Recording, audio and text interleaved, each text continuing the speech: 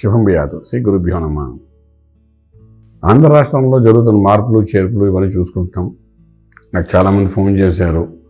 మన ఈ మధ్య చంద్రబాబు నాయుడు గారు జైల్లో ఉన్నప్పుడు ఆయన ఎప్పుడు బయటకు వస్తారండి, అసలు వస్తారా రారని కొంతమంది, అసలు ఏ టైంలో బయటకు రావడానికి ఛాన్సెస్ లేదని రకరకాలుగా చెప్తున్నప్పుడు ఆయన యొక్క జాతకాన్ని విశ్లేషించి ఆయన జాతకంలో ఉన్న రకరకాల చక్రాలని చూసుకుంటూ అక్టోబరు 29 తర్వాత ఆయన ఖచ్చితంగా రిలీఫ్ అవుతారని ఇంతకుముందు ఒక వీడియో చేశాం.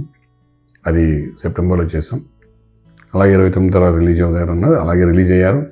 నవంబర్ 1 నుండి ఆయనకి పార్టీ బలోపేతం అవుతుందని కూడా చెప్పాం. పార్టీ బలంతో ఆయన ముందుకు వెళ్తారని చెప్పాం. సేమ్ థింగ్ అవుతుంది. పార్టీకి బలం అనేది పెరుగుతుంది, క్యాడర్ బలం అనేది పెరుగుతుంది. నవంబర్లో మనం చూస్తున్నాం. ఇప్పుడు ఆయనకి బలం పెంచుకోవడానికి ఈరోజు ఆయన చేస్తున్న కార్యక్రమాలు ఏవైతే అవుతున్నాయో, చండీ యాగం అనుకోండి, నరసింహస్వామి యొక్క యాగం అనుకోండి, రకరకాల యాగాలు వచ్చేసి ఇవన్నీ ఏంటంటే ఒక రకమైన శక్తిని, ఒక రకమైన బలాన్ని పెంచుకోవడానికి ఉపయోగపడుతుంది. జాతకరీత్యా కొన్ని అంశాలు ఏం చేస్తా, కొన్ని యజ్ఞాలు ఏంటి, ఒక యాగాలు చేయడం అంటే పుణ్యమును కాకంటే కొన్ని కర్మానుసారం కొన్ని జరుగుతున్న గ్రహాలకు సంబంధించిన దోషాలు నివృత్తి అనుకోండి. ఏదైనప్పటికీ జాతకాన్ని మనం కొంచెం అలాగా స్టడీ చేసినప్పుడు ఏంటి, ఇప్పుడు ఆయన చేస్తున్న ఈ ముక్కోటి ఏకాదశి స్టడీ చేయడం కార్యక్రమాన్ని, అలాగే అది కంప్లీట్ చేసుకుంటూ ముందుకు వెళ్ళడం, మంచి సమయంలో మంచి కార్యక్రమాన్ని ఆరంభించడం, ఇవన్నీ ఒక రకమైన బలాన్ని పెంచడానికి అవకాశం ఉంటుంది. దీనికి తోడు మనకేంటంటే పార్టీ 1983లో రామారావు గారు ఏదైతే తెలుగుదేశం పార్టీ ఆవిర్భవించిందో దానికి కూడా నవంబర్ 1 నుండి జాతకరీత్యా కొంత బలం పెరుగుతుంది. సో ఆ బలము అంటే కేడర్ బలం, తర్వాత ఈయన యొక్క ఈ బలము, ఇవి రెండు కొంత కాంబినేషన్స్ ఇలా ఉంటుంటే, అపార్ట్ ఫ్రమ్ దట్ మనకేంటంటే ఇప్పుడున్న కాంబినేషన్స్లో పవన్ కళ్యాణ్ గారి యొక్క జాతకాన్ని కూడా దృష్టిలో పెట్టుకుని ఆయన కూడా చేరడం, ఇవన్నీ చూసుకున్నప్పుడు ఏంటంటే మంచి ఫలితాన్ని ఇవ్వడానికి అవకాశం అయితే డెఫినెట్గా మనకు కనిపిస్తుంది. మంచి ఫలితం అంటే ఎలాగంటే ఆయన ఫిబ్రవరి దాటిన తర్వాత నిదానంగా అక్కడ నుండి యుద్ధభేరీగాని మోగించగలిగితే, ఫిబ్రవరి అంటే మాఘమాసంలో మకర సంక్రాంతి దాటిన తర్వాత ఫిబ్రవరిలో 14 తర్వాత మకరం నుండి కుంభంలోకి ఎప్పుడైతే రవి ప్రవేశిస్తాడో, ఆ కుంభంలో ప్రవేశించేటప్పుడు ఎప్పుడైనా యుద్ధంలో అంటే శత్రువుకి ఎంత బలం ఉందో మనం చూడడం చాలా అవసరం. బలంగా ఉన్నాడా, బలహీనంగా ఉన్నాడా, రాజుల కాలంలో మనం చూసేది కూడా అదే. యుద్ధం ఎలా గెలిచేవారంటే అప్పుడు కూడా శత్రువు యొక్క బలహీనత ఎప్పుడు జరుగుతుందో చూసి అప్పుడు మన వాళ్ళు యుద్ధం చేసేవారు. అప్పుడు సునాయాసంగా యుద్ధం గెలిచేవారు. కృష్ణదేవరాయల సమయంలో కూడా అలాగే చేసేవారు యుద్ధం. మనం ఎన్నో తెనాలి రామకృష్ణుడి యొక్క కథ మనం వింటుంటాం, యుద్ధం ఎలా చేశారని. అక్కడ తెలివితేటలతో గెలిచినవి ఎక్కువ కనబడతాయి తప్ప యుద్ధం భూమిలోకి వెళ్ళి యుద్ధం చేసి గెలిచినవి కంటే ఆలోచనతో గెలిచినవి ఎక్కువ కనబడుతున్నాయి. మన రాజనీతిలో మనకి ఏం చెప్తున్నాం, శత్రువు యొక్క బలం ఎప్పుడు ఉంటుంది, బలహీనత ఎప్పుడు ఉంటుంది చూసుకోవాలి. రవి శనితో కలిసేటప్పుడు ఒక రకమైన బలహీనత ఉంటుంది శత్రువుకి. శత్రువు అంటే కాంపిటీటర్ అనుకోండి. ఈ కుంభంలోకి ఎప్పుడైతే ముందు రవి ప్రవేశిస్తాడో ఫిబ్రవరి 15 నుండి మార్చి 14 వరకు ఉంటాడు. అక్కడ రవిశనుల కాంబినేషన్. ఆ రవిశనుల కాంబినేషను జగన్మోహన్ రెడ్డి గారు ఎవరైతే ఉన్నారో అది ఒక బలహీన స్థితి అని చెప్పచ్చు, ఆయన రాశి నుండి మనం లెక్కేసుకుంటే. అలాగే కుజుడు అక్కడ ప్రవేశిస్తాడు మార్చి 15 నుండి మే 1 వరకు ఉంటాడు. అప్పుడు కూడా ఏంటంటే 9వ ఇంట్లో, అంటే మిథున రాశికి 9వ ఇంట్లో మనకు ఈ యొక్క యుద్ధం జరుగుతుంది. 9వ అంటే అదృష్ట స్థానం అంట, భాగ్యస్థానం అంట.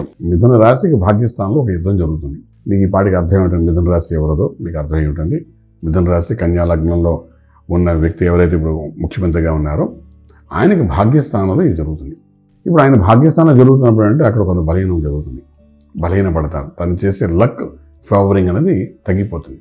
ఆ లక్ ఫేవరింగ్ తగ్గడం అంటే అదృష్టం అనేది బలహీనపడుతుంది. అక్కడ అవతల వాళ్ళకి వీక్నెస్, అవతల వాళ్ళకి బలహీనతే మనం బలంగా ముందు పుంజుకుపోవాలి.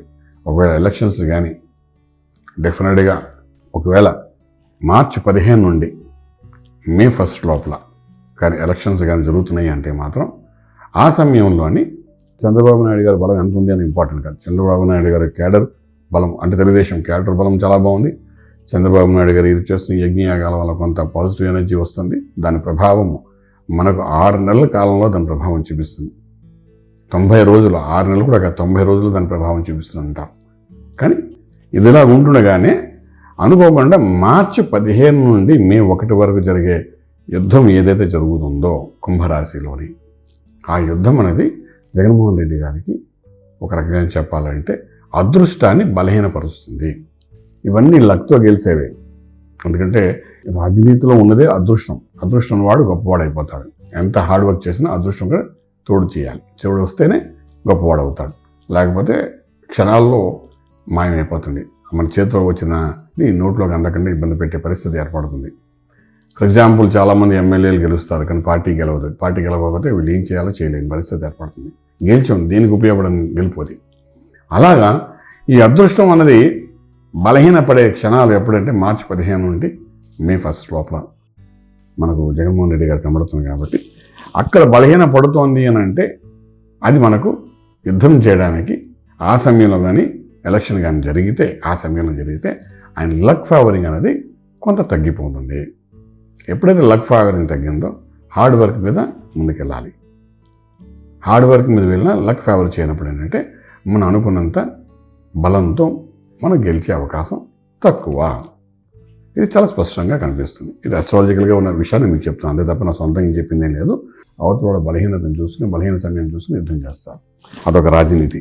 అందులోని రాజనీతిలో చాణక్యుడు లాంటి వ్యక్తి చంద్రబాబు నాయుడు గారు అంటారు. కాబట్టి సో మన బలం ఎంత ఉంది అనకంటే అవతల బలం ఎంత తక్కువ ఉందని ఎస్టిమేషన్ చేసి దాన్ని బట్టి యుద్ధం చేస్తారు. ఆయన పొలిటికల్ సినారియోని అలాగే చేస్తుంటారు. అంటే is very good administrator, very good in టెక్నికల్ని ఆ చాణక్యుడు బుర్ర ఉంది. కాబట్టి డెఫినెట్గా ఆ ప్లాన్ చేయగలిగితే మాత్రం సక్సెస్ఫుల్గా ముందుకు వెళ్ళడానికి అవకాశం ఉంటుంది. దానికి తోడు ఏంటంటే మనకు జనసేన అధినేత పవన్ కళ్యాణ్ గారి యొక్క జాతకంలో కూడా మనకు శనీశ్వరుడి యొక్క ప్రభావం నెత్తిమిన పక్కకు జరిగాడు. కాబట్టి డెఫినెట్గా కొంత యోగంలోకి ఆయన వెళ్తున్నాడు. ఆయన జాతకంలో మన దగ్గర ఉంది. కాబట్టి దాని గురించి కొంచెం వివరంగా డేట్స్ అనౌన్స్మెంట్ అయిన తర్వాత మనం మాట్లాడుకుందాం. సో ఈ రకంగా చూసుకుంటూ వెళ్తుంటే మాత్రం ఇప్పుడు చేసే యజ్ఞయాగాలన్నీ కూడా ఒక పాజిటివ్ సైన్. రాబోయే కాలంలో మంచి ఫలితాలు ఇవ్వడానికి అవకాశం ఉంది. పునర్వైభవాన్ని పొందడానికి కూడా అవకాశాలు ఉన్నాయి. అయితే పునర్వైభవం పొందడానికి మళ్ళా ఏంటంటే ఈయన బలం ఎంత పెరుగుతుంది, కేంద్ర బలం అయితే ఉంది, జాతక బలం కొంతవరకు ఉంది. ఇప్పుడు దైవ బలం ఎంత పెరుగుతుంది, ఎంత పెరిగితే ఎంత పర్సెంటేజ్ ముందుకు వెళ్తారు. దీనికి తోడుగా ఇంకొక పార్టీ కూడా చేరైంది. కాబట్టి ఆ పార్టీ యొక్క బలాన్ని దృష్టిలో పెట్టుకుని మనం ఎంత ముందుకు వెళ్ళగలుగుతాము, పార్టీని ఎలాగా రాజ్యాన్ని నిలబెట్టగలుగుతాము అనే అంశాల మీద మనం వివరంగా ఇంకోసారి మాట్లాడుకుందాం. ఏదైనప్పటికీ కూడా మార్చి 15 నుండి మే 1 మధ్యలో మాత్రం అపోజిషన్ పార్టీ అంటే ఇప్పుడైతే ఎవరైతే ముఖ్యమంత్రిగా ఉన్నారో జగన్మోహన్ రెడ్డి గారికి ఆయన యొక్క జాతకంలో మాత్రం ఆ యొక్క 45 రోజులు మాత్రం కీలకంగా ఉంది, బలహీనంగా ఉంది. కాబట్టి అంటే ఓన్లీ లక్ ఫేవరింగ్ అనేది బలహీనంగా ఉంది. మిగిలిన దశలు అంతర్దశలు నేను మాట్లాడట్లేదు, బలహీనంగా ఉంది. కాబట్టి అవన్నీ మళ్ళీ వివరంగా ఇంకోసారి మనం మాట్లాడుకుందాం. ఉంది కాబట్టి ఈ బలహీనంగా ఉన్న ఈ యొక్క మార్చి 15 నుండి మే 1 వరకు బలోపేతం చేసుకోవడానికి ఆయన ఏమైనా చేస్తారా చేయరా మనకు తెలియదు జగన్మోహన్ రెడ్డి గారు. బట్ ఈయన ఈరోజు మంచి రోజులో చక్కగా అభిషేకాలు, హోమాలు, యజ్ఞయాగాలు చేస్తున్నారు. కాబట్టి ఈ బలం పెరుగుతుంది. కాబట్టి ఆయన కూడా అట్లా ఏమైనా చేస్తే మనం చెప్పలేం. కానీ బట్ ఇన్ఫ్యాక్ట్ చెప్పాలంటే ప్రస్తుతానికి జాతకరీత్యా చంద్రబాబు నాయుడు గారి ఆరోగ్యము బాగుంది. అలాగే మనం చెప్పుకున్న ఇంతకుముందు 2027 వరకు ఆయన ఆరోగ్యానికి ఇబ్బందులు ఉంది, అది బాగానే ఉంది. కేడర్ బలం కూడా బాగానే ఉంది. జాతకరీత్యా ఉన్న దోషాలు నివృత్తి చేసుకుంటూ యజ్ఞయాగాలు చేస్తున్నారు. కాబట్టి యజ్ఞం చేసినప్పుడు, యాగం చేసినప్పుడు దాని ఫలితం ఖచ్చితంగా ఉంటుంది. కాబట్టి మన హిందూ సాంప్రదాయంలో మనం దాన్ని భక్తిగా నమ్ముతాం. కాబట్టి దైవబలం కావాలని కోరుకుంటాం. కాబట్టి దైవబలాన్ని మించి ఇంకోటి లేదని అనుకుంటాం. కాబట్టి దైవబలం కోసం ఆయన చేసే ఈ ప్రయత్నాలు ఏవైతే ఉన్నాయో డెఫినెట్గా కొంత సక్సెస్ వైపు తీసుకురావడానికి అవకాశం ఉంటుందని చెప్పచ్చు. దీంతో పాటు పవన్ కళ్యాణ్ గారి యొక్క జాతకం కూడా బలోపేతం అవుతుంది. కాబట్టి డెఫినెట్గా ఇవన్నీ కలిపితే ఒక రాజ్యాన్ని నిలబెట్టడానికి కావాల్సిన బలం ఏర్పడే అవకాశం ఉంటుంది. ఇప్పుడు ట్రాన్సిట్ అదృష్టం అనేది ఏంటంటే 9th హౌస్ గురించి మనం మాట్లాడుకుంటున్నాము. జగన్మోహన్ రెడ్డి గారి యొక్క 9th హౌస్లోని మనం చూస్తే మార్చి 15 నుండి మే 1 వరకు శని కుజుడు యొక్క కాంబినేషన్ ఏదైతే ఉంటే ఒక యుద్ధానికి అంటే అక్కడ ఒక యుద్ధం జరుగుతున్నట్టే అవి రెండు ఉంటాయి. ఆ 45 days కుజుడికి ఉంటాడు. కాబట్టి ఒక యుద్ధం జరిగినట్టే.